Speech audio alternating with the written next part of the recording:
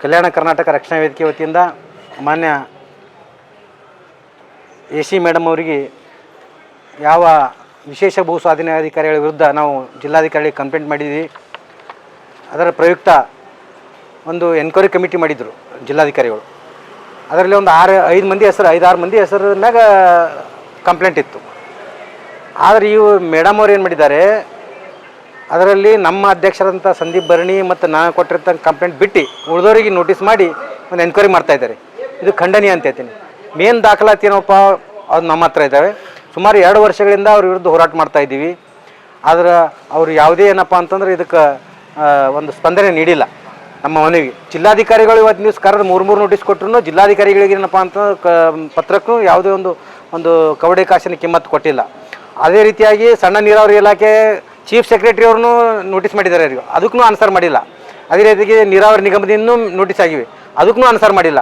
ಇಂಥ ಅಧಿಕಾರಿ ವಿರುದ್ಧ ಇವತ್ತಿನ ದಿವಸ ಈಗಿರ್ತಕ್ಕಂಥ 6 ಮಂದಿನೇ ಇದ್ದಿದ್ದಾರೆ ಕಂಪ್ಲೇಂಟ್ದವರು. ಬಿಟ್ಟು ಅದ್ರಾಗ ಏನಪ್ಪ ಅಂತ ನಮ್ಮ ಸಂಘಟನೆ ಹೆಸರು ಬಿಟ್ಟು ಉಳಿದವ್ರದ್ದು ಏನಪ್ಪ ಅಂತಂದ್ರೆ ಹೆಸರು ಮ್ಯಾಗ ಏನಪ್ಪ ಅಂತ ನೋಟಿಸ್ ಜಾರಿ ಮಾಡಿ ಈ ಒಂದು ಕೇಸ್ ಮುಚ್ಚಾಕ್ತಕ್ಕಂಥ ಒಂದು ಹುನ್ನಾರ ನಡೀತಾ ಇದೆ.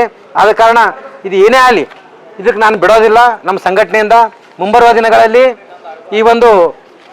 ಈ ಒಂದು ಯಾವ ಕೇಸ್ ಇದೆ ತನಿಖೆ ಆದ್ಮ್ಯಾಗ ಇದಕ್ಕೆ ಅದೇ ಹೇಳ್ತಾ ಇದ್ದಿಲ್ಲ ಸರಿ. ಅಧಿಕಾರಿಗಳೇನಪ್ಪ ಅಂದ್ರೆ ಗುಲ್ಬರ್ಗ ಜಿಲ್ಲೆಯಲ್ಲಿ ಒಂದು ಗ್ರೂಪ್ ಮಾಡ್ಕೊಂಡಿದ್ದಾರೆ. ನಿನ್ನ ಮೇಲೆ ಆದ್ರೆ ನಾ ಬಿಡಬೇಕು, ನನ್ನ ಮೇಲೆ ಆದ್ರೆ ನೀವು ಬಿಡಬೇಕು. ಯಾಕಂದ್ರೆ ಕ್ಲಿಯರ್ ಕಟ್ ಇದೆ ಈ ನೋಟಿಸ್. ನೋಡ್ರಿ ಹೆಂಗದ, ನಮ್ಮ ಇಬ್ಬರಿಗೆ ಬಿಟ್ಟು ಉಳಿದವರಿಗೆ ನೋಟಿಸ್ ಮಾಡ್ರಿ. ಇದು ವಿಶೇಷ ಭೂ ಸ್ವಾಧೀನ ಇರತಕ್ಕಂಥ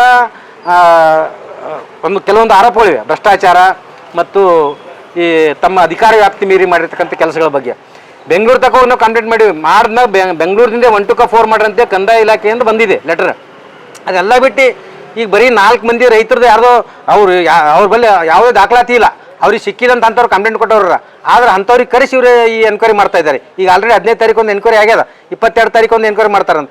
ಆದ್ರೆ ಆ ಎನ್ಕ್ವೈರಿಯಲ್ಲಿ ನಮಗೂ ಇನ್ವಾಲ್ವ್ ಮಾಡಿದ್ರಂದ್ರೆ ನಮ್ಮಲ್ಲಿರ್ತಕ್ಕಂಥ ದಾಖಲಾತಿಗಳನ್ನು ಕೊಟ್ಟು ಇವತ್ತಿನ ದಿವಸ ಮುಂದೆ ಅವರು ಏನೇ ಕೊಳ್ಳೋದು ರಿಪೋರ್ಟ್ ನಮ್ಮಲ್ಲಿ ಇರ್ತಕ್ಕಂಥ ದಾಖಲಾತಿ ತೊಗೋಬೇಕು, ರಿಪೋರ್ಟ್ ಕೊಡಬೇಕು. ಒಂದು ವೇಳೆ ಹಿಂಗೆ ಮಾಡಲಿಲ್ಲಪ್ಪ ಅಂತಂದ್ರೆ ಅವ್ರನ್ನು ನಾವು ಕಾನೂನು ಹೋರಾಟ ಮಾಡ್ತೀವಿ, ಇದಕ್ಕೆ ಚಾಲೆಂಜ್ ಮಾಡ್ತೀವಿ ಹೈಕೋರ್ಟ್ ನಾವು ಅಂತ ಹೇಳ್ತೀನಿ ಸರ್. ಈಗ ಇದು ಒಂದೇ ಲೆಟರ್ ಸಾಕು ಅವ್ರಿಗೆ.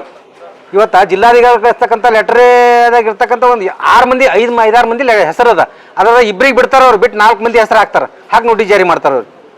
ಅದೇ ಹೇಳ್ತಿಲ್ಲ ಸರ್, ಇವರು ನಮ್ಗೆ ಭಾಳ ಇನ್ವಾಲ್ವ್ ಮಾಡ್ಕೋಬೇಕು ಇದರಲ್ಲಿ. ನಮಗೂ ಮುಂದಿನ ಹಿಯರಿಂಗ್ನ ಕರಿಬೇಕು.